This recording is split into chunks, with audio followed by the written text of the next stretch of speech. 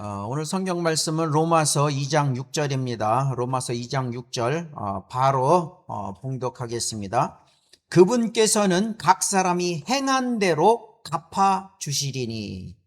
자, 오늘 이 본문 말씀 각 사람이 행한 대로 갚아 주신다. 그 말씀 한 구절 말씀만 봉독하겠습니다. 잠시 기도하겠습니다.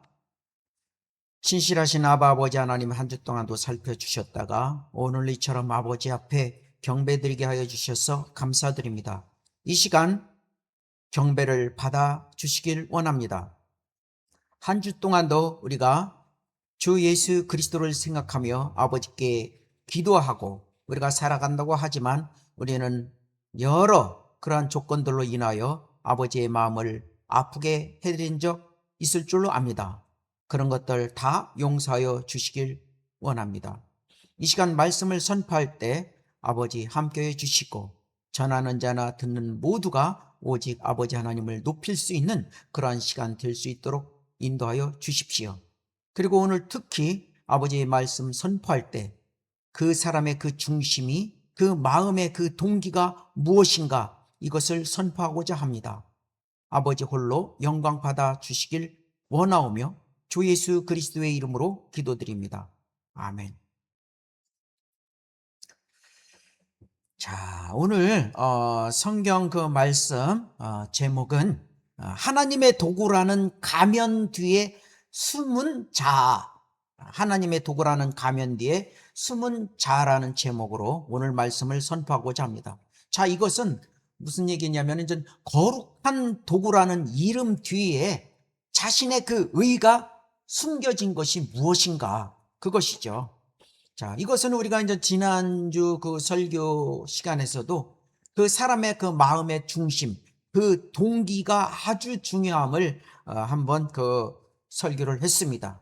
오늘도 역시 이 설교가 얼마나 그 중요한가, 그것을 여러분에게 말씀하고자 하는 것입니다. 자, 오늘 우리는 그 신앙생활에서 가장 위험하고도 그 교묘한 함정을 직시하고자 합니다. 그것은 바로 하나님의 일을 한다는 그 명분이 우리 내면의 불의한 동기까지 정당화될 것이라는 착각인 것입니다. 하나님의 섭리는 그야말로 오묘해서 때로는 악한 자의 행보나 조직의 논리조차 선한 결과를 위해 사용하시기도 합니다. 그러나 하나님께서 어떤 그 결과를 사용하셨다고 해서 그 과정에 가담한 인간의 그 어떤 그 통제욕이나 우월감, 그리고 자기 의가 자동으로 그 의로워지는 것은 결코 아닙니다. 우리는 종종 내가 옳은 결과에 쓰임을 받았는가라는 그 조직의 논리에 빠지지 않습니까? 그렇지만 그 결과의 논리에 잘못 빠지게 되면 나는 어떠한 마음으로 움직였는가라는 그 질문을 잊어버리게 됩니다. 그렇지 않겠습니까? 자, 그래서 성경은 분명히 말씀합니다.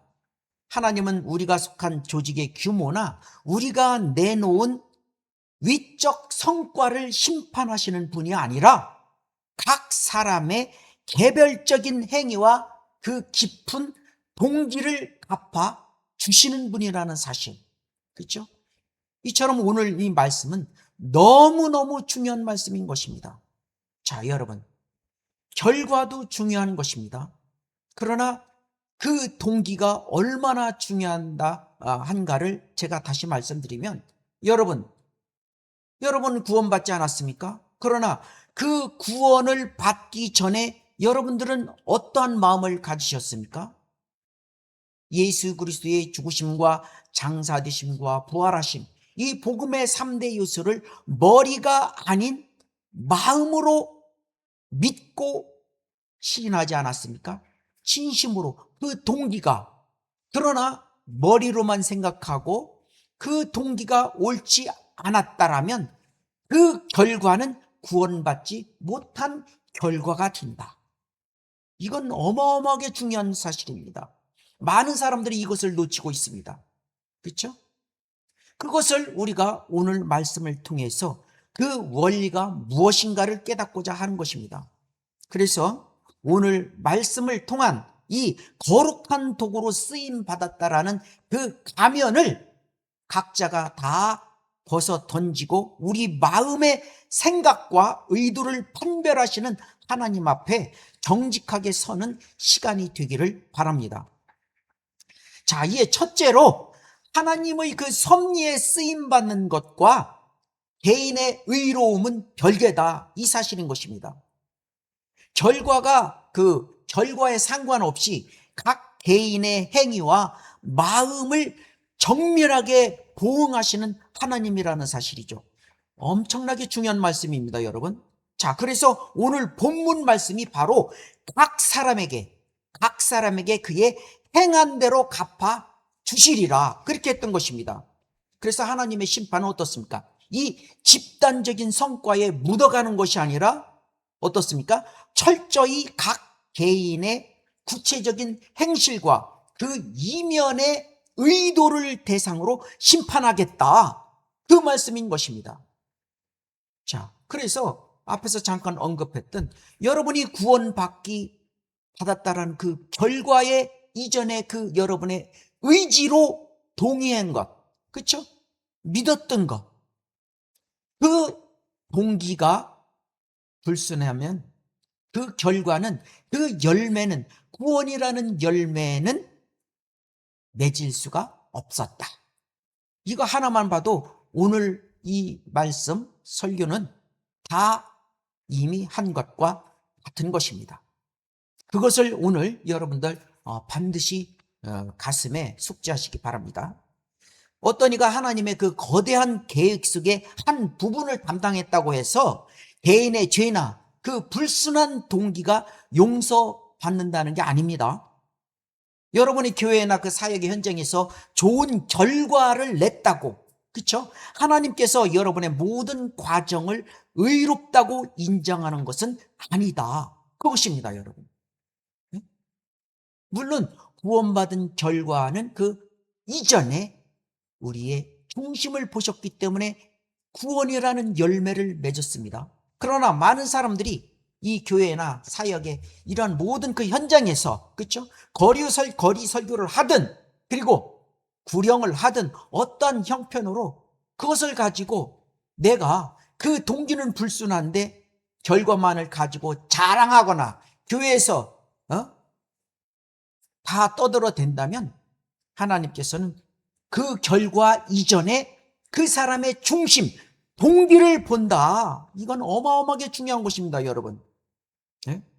그래서 하나님은 여러분이 낸 바로 그 결과를 보시는 것이 아니라 그 일을 행하는 순간 여러분의 마음 속에 있었던 그 두려움, 통제욕, 자기 의를 드러내고자 하는 의도가 있었는가, 그것을 보신다라는 사실입니다. 중심, 그 사람의 동기, 그렇죠? 이거 하나만은 여러분들 꼭 기억하시기 바랍니다. 자, 그래서 하나님께서는 결과의 화려함 속에 속지 않으시는 분입니다. 당연하지 않습니까? 오직 각 사람의 행위가 하나님의 거룩한 법도에 일치했는가에 따라 엄중히 심판하신다라는 것이죠. 자, 그리고 하나님의 그 사역적 결과에만 머물러서 정작 자신의 구속을 놓치는 위험성이 있는데, 많은 이들이 구속에 바로 그리스도의 구속과 사역의 그 결과물인 복에만 집착한다면, 그렇죠? 그렇게 집착하고 또 있습니다. 그렇게 한다면 그 말씀이 요구하는 그 다음 단계의 개인적 변화와 영적 반응에는 관심이 없습니다. 아주 문제죠. 구속의 진리 안에 머문다라는 것은 단순히 결과물에 동참하는 것이 아니라 무엇입니까? 그 말씀이 내면의 인격과 동기를 끊임없이 정화하게 하는 것입니다. 그것이 구원받은 자의 할 일 아니겠습니까? 하나님은 그 중심을 보시는 분이죠. 여러분 혹시 나는 구원받아 하나님의 일을 하고 있다라는 그 사실 자체에만 멈춰서 있지는 않습니까? 그 결과에 도취되어서 말씀이 요구하는 내면의 거룩함과 동기의 순수성을 유면한다면 여러분은 가장 위대한 진리를 알고도 정작 자신은 그 진리로부터 멀어지는 비극을 맞이할 것입니다. 여러분, 하나님께서는 진리의 결과만 취하고 그 과정에서의 영적 책임을 회피하는 자들을 통해서 실제적인 거룩함으로 나오라고 엄중히 명령하시는 것입니다. 자, 그리고 도구로 쓰임받는 기능적 역할과 내면의 신비로운 섭리를 혼동하는 그런 교만을 우리는 볼 수가 있죠. 여러분, 그리스도의 몸은 어떻습니까? 구약 도처에서도 찾아볼 수가 있습니다. 그렇지만 신약에서도 당연히 로마서 16장 25절에 제가 한번 봉독하겠습니다. 자, 이제는 이 신비의 계시대로 나의 복음과 예수 그리스도를 전파함에 따라 너희를 견고케 하실 능력이 있는 그분께 이 신비의 계시는 세상이 시작된 이래로 감추어졌다가 이제 나타났으며 영원하신 하나님의 명령에 따라 선지자들의 성경을 통하여 믿음으로 순종하게 하고자 모든 민족에게 알려진 것이니. 자, 로마서 16장 25절과 26절 말씀입니다.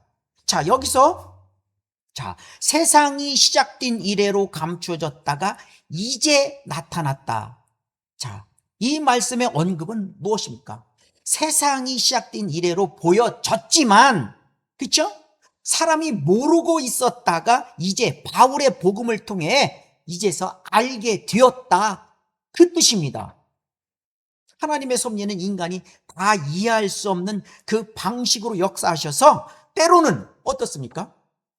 무지한 자들이나 심지어 불의한 자들, 그런 자들을 통해서도 그리스도의 몸을 세워간다라는 사실입니다. 성경에 우리는 볼 수가 있습니다. 그렇지만 도구로 사용된 자들이 그 신비의 주인공인 양 착각하면서 자신의 그 내면적 부패를 덮으려는 것은 신앙의 근간을 흔드는 것입니다. 그래서 우리가 하나님 앞에 항상 정직하고 솔직해야 합니다.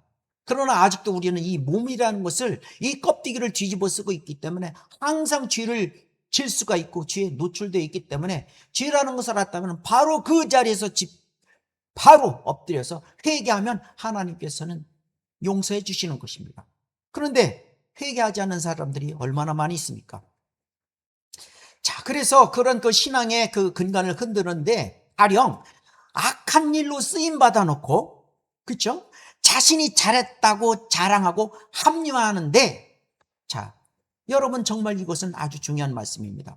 교만한 그 성도와 사꾼들의 특징이 바로 그런 것입니다. 악한 일로 쓰임 받아놓고 잘했다고 합리화하는 것이죠. 자기 자신의 정곡이 찔렸다고 죄를 합리화하면서 자신의 의를 순진한 성도들에게 세뇌시키는 것이죠. 자, 하나님께서는 이런 자들을 향해서 뭐라고 하셨습니까? 오래 참으시는 것이죠. 그 이유가 무엇입니까? 왜 하나님께서는 이런 자들을 놓고 왜 참나? 자, 이에 하나는 회개의 기회를 주시려고 참으시는 것입니다. 그리고 성도를 단련하시려는 것이지만 아주 중요한 게, 하나님께서는 여러분 성경에 보면 아모리 족속이 있지 않습니까? 그렇죠? 그 아모리 족속에게 그랬던 것처럼 죄의 분량을 채우기 위해서 참았던 것입니다. 그 족속에게 죄가 가득 찰 때까지 참았던 것입니다. 그 분량이 채워졌을 때는 그냥 아웃입니다. 차기 전에 회개를 해야죠. 그래서 오래 참는 이유가 되는 것입니다. 하나님께서는 결코 그런 자들을 묵인하는 것이 아니라 공의로운 심판을 위해서 고려하고 계실 뿐이다. 이 말씀은 두려움으로 여러분들 받아들여야 하는 것입니다. 여러분, 그 한 건축가가 아름다운 집을 지을 때, 여러분, 그 건물에 쓰인 그 망치와, 그렇죠? 그 톱과 정과, 자, 이런 것들이 스스로를 거룩하다라고 자랑할 수 있겠습니까? 그렇죠? 쓰임받은 자가 스스로 자랑할 수 있겠느냐 아는 것이죠. 그렇죠? 자, 오늘날 많은 그리스도인들이 바로 하나님의 사역이라는 거대한 건물에 쓰인 도구일 뿐인데 마치 자신이 그 건물의 의로움을 대변하는 것처럼 교만해져서 정작 자신의 그 비천한 동기를 보지 못하고 있다, 그런 것입니다. 하나님께서는 그 신비로운 섭리로 도구를 사용하시지만 그 도구가 스스로를 의인이라고 확정하는 그 교만을 어떻습니까? 가증히 여기시는 겁니다.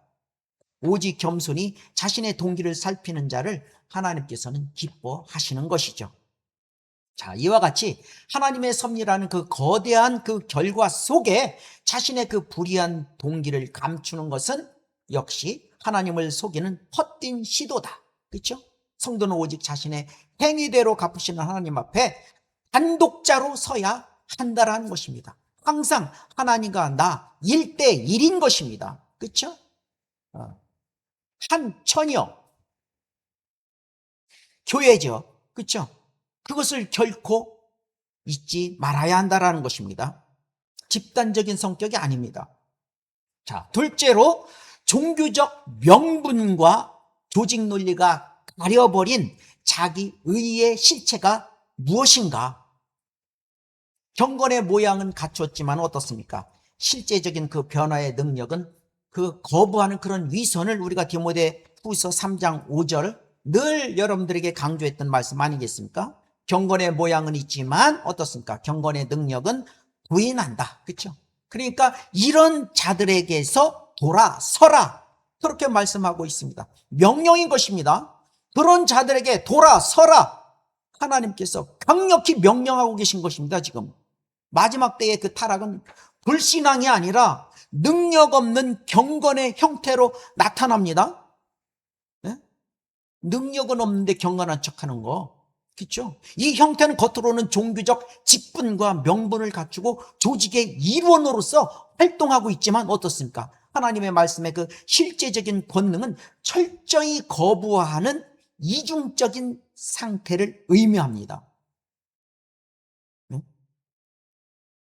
여러분은 그 조직 내에서 그 인정받는 그 직함이나 사역의 그 결과물 뒤로 숨어 있지는 않습니까? 겉으로는 거룩한 종교적 언어를 구사하면서도 정작 자신의 그 은밀한 죄나 통제욕을 지적받을 때 분노하면서 그 능력을 부인하고 있다면 여러분은 지금 모양만 남은 껍데기 신앙을 붙들고 있는 것입니다. 한 번 더 말씀드리면, 목사가 자신의 그 죄에 정곡이 찔렸다고 해서 분노하고 분풀이로 성도들을 쫓아낸다면 경건의 모양은 있는 것 같지만 경건의 능력을 부인하는 목사들인 것입니다. 성경이 뭐라고 합니까? 이런 자들에게 돌아서라고 지금 명령하고 있지 않습니까? 그런 거짓 목사들이 쌓아 올린 그 종교적 공적이 결코 그들의 부패한 동기를 덮어줄 수는 없는 것입니다. 명심하시기 바랍니다. 자, 그리고 진리의 지식보다 자신의 정욕과 가려운 귀를 채우려는 종교적 태도를 볼 수가 있습니다. 역시 디모데후서 4장 3절도 여러분들을 다 아시는 말씀입니다. 때가 이르니 사람들이 건전한 교리를 견디지 못하고, 그렇죠? 하나님의 그 진리의 말씀을 오히려 바른 교리를 견디지 못하는 거죠. 네? 자기 양심이 찔려서 그럽니까? 그들 자신의 정욕에 따라 가려운 길을 즐겁게 해줄 선생들을 많이 두니라. 그렇죠? 자기 정욕을 채우려고 그러는 것이죠. 듣고 싶은 것만 들으려고 하는 것입니다, 여러분. 달면 먹고 쓰면 뱉어내는, 그것이 하나님의 자녀입니까? 특히 이 양뿔나팔 설교는 찌르는 것입니다. 아픈 것입니다. 그래서 성도들을 그 순간 비참하게 만들어야 하는 것입니다. 때로는 내 양심에 찔려서 화가 나기도 하는 것입니다. 그런 것이 없다면 그 설교는 실패한 설교고 그날의 메인 설교 가운데 앉아있는 여러분들은 영양가가 없어진 것입니다. 여러분, 사람들이 그 진리를 떠나는 이유가 지식이 부족해서가 아니라 어떻습니까? 자기 자신의 정욕을 정당화하고 싶어서 그런 것입니다. 안 그렇습니까, 여러분? 자기 자신을 솔직히 한번 투영해 보십시오. 결과지향적인 그 조직의 논리나 종교적 명분은 정욕을 감추기에 가장 도구가 됩니다. 안 그렇습니까? 근데 그것을 이용하는 인간들이 있습니다. 사람들은 이를 위해서 자신의 그 교만을 의로움으로 포장해 줄 가르침만을 골라 듣게 된다, 그것입니다. 네? 여러분, 하나님의 말씀을 들을 때 여러분 정말로 자신을 교정하고자 합니까? 아니면 넌 잘하고 있어라고 말해줄 그 명분을 찾고 있습니까? 자신의 정욕을 하나님의 열심으로 둔갑시켜줄 선생을 찾는 행위는 하나님을 이용해서 자신을 우상화하는 가증한 죄가 되는 겁니다, 여러분. 자, 만약 목사가 여러분의 명분을 합리화하기 위해 성도들에게 거짓말하고 자기 정욕을 하나님의 열심으로 둔갑시켜 달라고 애원하는 목사들의 그 꼴을 한번 생각해 보십시오. 네? 안타깝죠? 그들이 만든 종교적 명분들은 결국 심판날에 그들을 정죄하는 근거가 될 것입니다. 아주 두려운 말씀입니다. 자, 그리고 성경을 자기 중심적으로 적용하면 진리의 토대를 흔드는 위험성이 있다라는 사실입니다. 자, 그것은 하나님께서 사도 바울에게 주신 그 교회에 대한 계시가 흔들리게 되고 교회가 그리스도 안에서 안전하다는 교리는 무너진다, 그런 것이죠. 그렇죠? 자신의 동기를 정당화하기 위해서 성경을 자의적으로 적용하는 것은 단순히 개인의 실수가 아니라 진리의 토대 자체를 파괴하는 행위다, 그런 겁니다. 조직의 그 안위나 개인의 그 지배력을 유지하기 위해서 그 기록된 말씀을 교묘하게 그 변개해서 그 사용하는 그 태도는 교회를 그리스도라는 그 반석이 아닌 바로 인간 탐욕 위에 세우게 된다라는 겁니다. 하나님의 엄중한 말씀을 자의적으로 해석해서 이것은 지극히 비성경적이고 사탄적이라 하면서 자신의 죄를 덮는 목사가 있습니다. 이것은 으뜸이 되길 좋아하는 성도들을 회파하는 성령의 누굽니까? 그 자가 디오트레페 아닙니까? 디오트레페의 망명인 것입니다. 그런 목사들은 설교 강단을 개인의 보복의 도구로 사용하는 것은 하나님께서 맡겨주신 그런 자들을 지배하려는 뭡니까? 마귀적 태도인 것입니다. 얼마나 이 부분에 대해서 여러분 경고했습니까? 네? 그 사람의 인격을 모독하려고 하는 것이 아닙니다. 그 사람의 죄를 건드려 주는 것입니다. 그런데 대놓고 이름을 호명하는 이러한 것 문제죠. 오죽하면 계속 반복을 할 수 있게끔 만들어 버립니까? 정신 차리시기 바랍니다. 자, 여러분, 바로 이럴 수가 있습니다. 자, 한 선장이 배를 운행하면서 나침판에 그 바늘을 자기 맘대로 고정해 놓았는데, 그런데 그 배가 목적지에 잘 도착을 했습니다. 네? 자, 그런데 이것을 운이 좋았다라고 생각할지는 모르지만 여러분, 그 선장은 승객 모두를 사지로 몰아넣은 범죄자입니다. 왜 그렇습니까? 하나님은 그 중심을 보시기 때문에 그런 것이에요. 오늘날 많은 이들이 조직의 성공을 위해 성경의 기준을 비틀어버리면서 결과가 좋다라는 그 이유로 자신을 유능한 인도자라 착각하는 범죄를 저지르고 있다, 그것입니다, 여러분.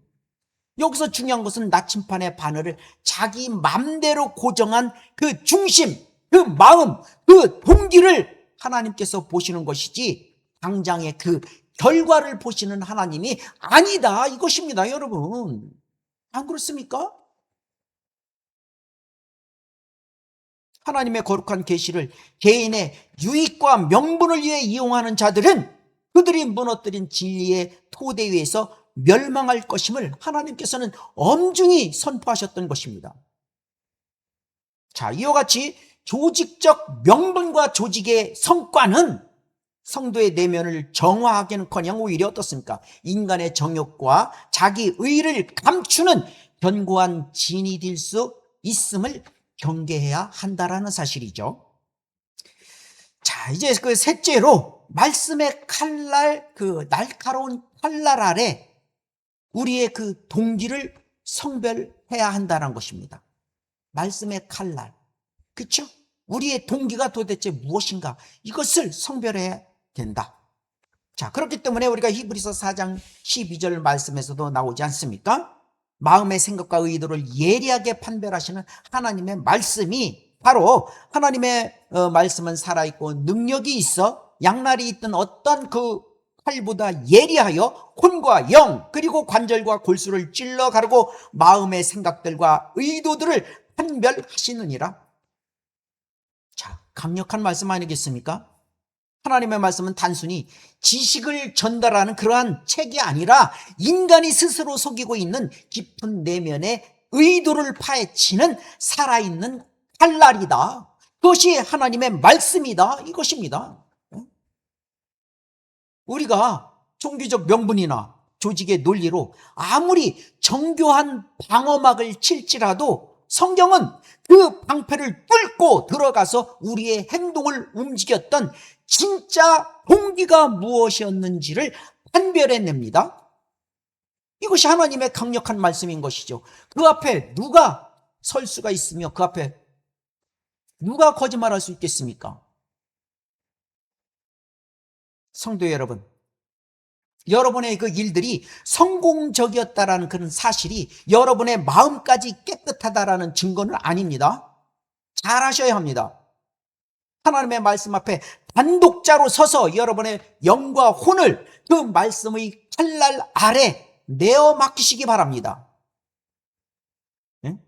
내가 이 일을 할 때 정말 하나님을 사랑해서 했는가? 아니면 내 통제력을 확인하며 우월감을 느끼고 싶었는가를 말씀의 빛 아래서 정직하게 직시해야 한다. 그것입니다.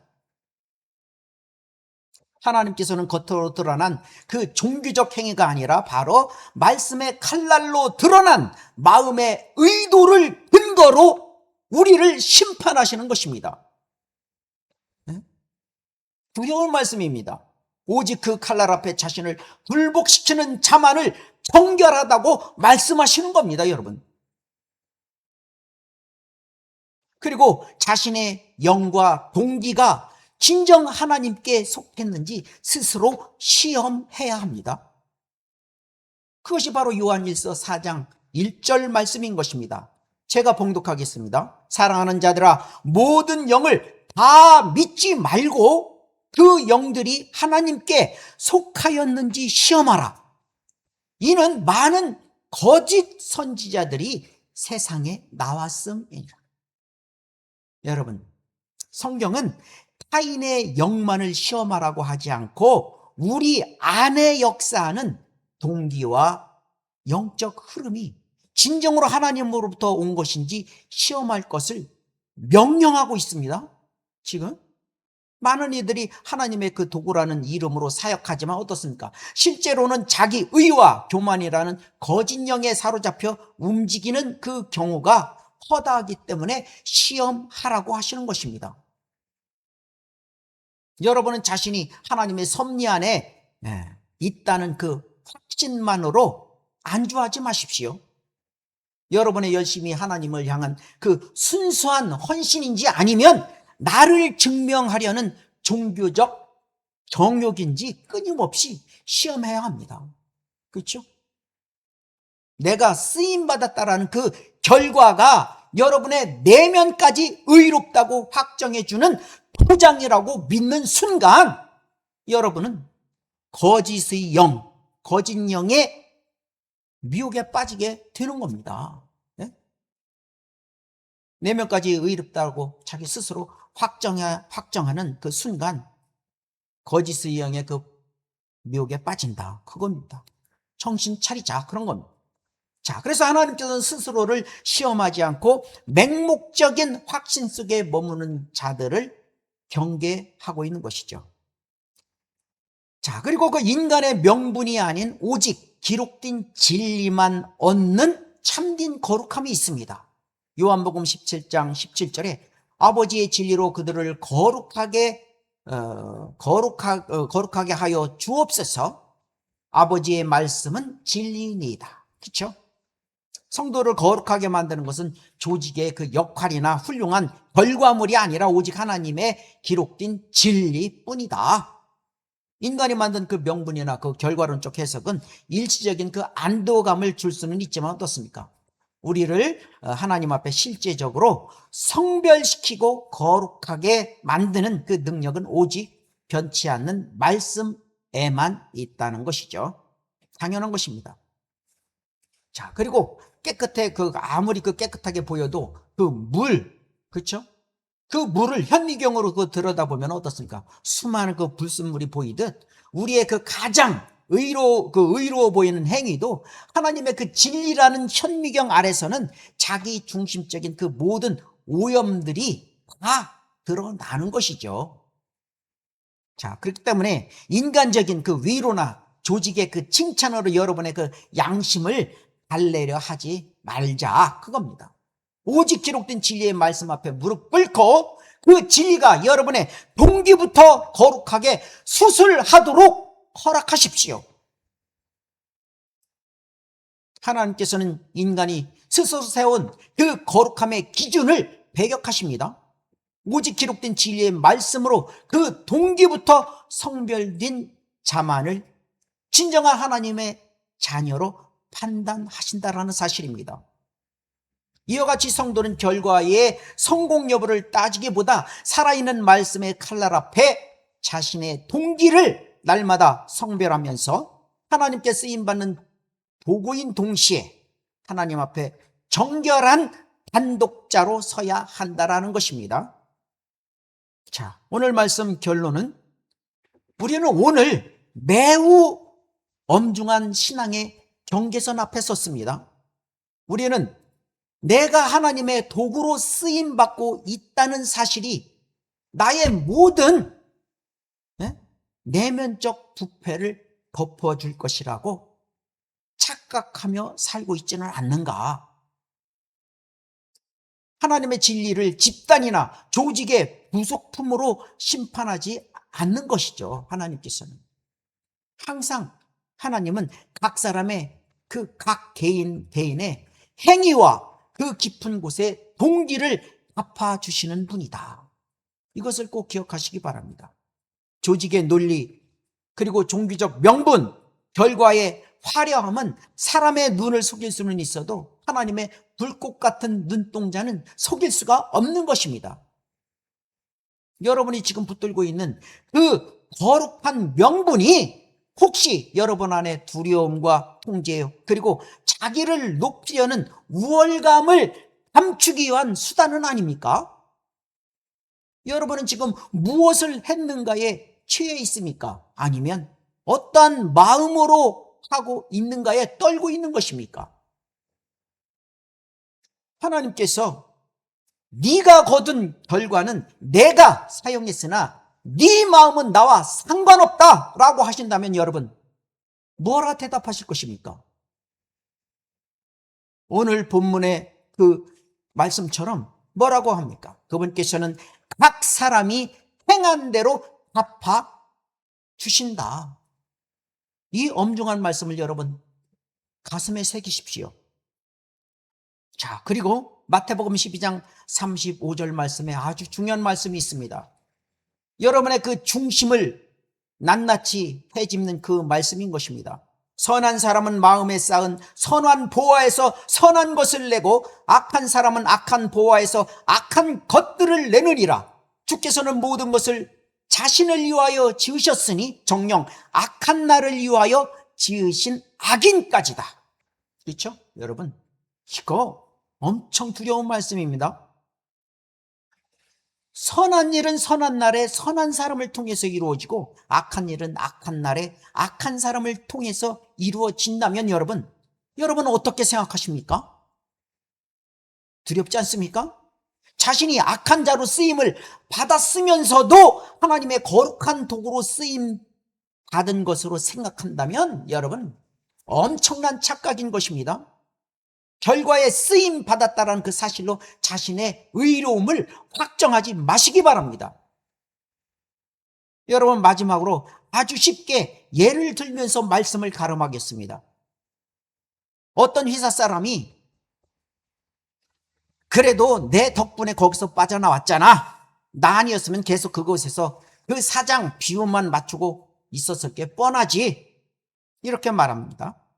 여러분, 만약 하나님께서 한 직원을 불명예로 빼내주실 수도 있겠지만 어떤 사람이 자신의 의롭지 않은 고자질로 아무 잘못도 없는 그 한 직원이 그 회사에서 억울함을 당했다면 그 고통은 엄청난 것입니다, 여러분. 네? 어마어마한 것입니다. 그 고통을 아십니까? 그 한 직원에 대한 불명예의 고통이 안중에도 없었다면 그 고자질이 자신의 의로움이라고 자신의 덕분이라고 확정질 수 있겠느냐 이 말입니다. 이것은 아주 중요한 것입니다. 바로 여기에 사람의 동기가 얼마나 중요한 것인가 이것을 알 수 있는 대목이죠. 자, 그렇다면 여기서 고자질한 사람은 선한 자로 쓰임을 받은 것입니까? 아니면 악한 자로 쓰임을 받은 것입니까? 여러분, 오직 진리의 말씀 앞에 다 쏟아놓고 자신의 동기부터 점검하시고 성령님의 역사 앞에 순종하시기 바랍니다. 오늘 말씀 제목처럼 하나님의 도구라는 가면 뒤에 숨은 자아가 무엇이었는가, 거룩한 도구라는 이름 뒤에 숨겨진 자신의 의가 무엇이었는가를 반드시 알아야 하는 것입니다. 그때야말로 우리는 껍데기뿐인 종교적 도구로 쓰임받는 게 아니라 하나님께 진정으로 기뻐하시는, 하나님께서 기뻐하시는 거룩한 성도로서 쓰임받아야 하는 것이다. 바로 그것입니다. 자, 오늘 말씀을 여기서 맺겠습니다.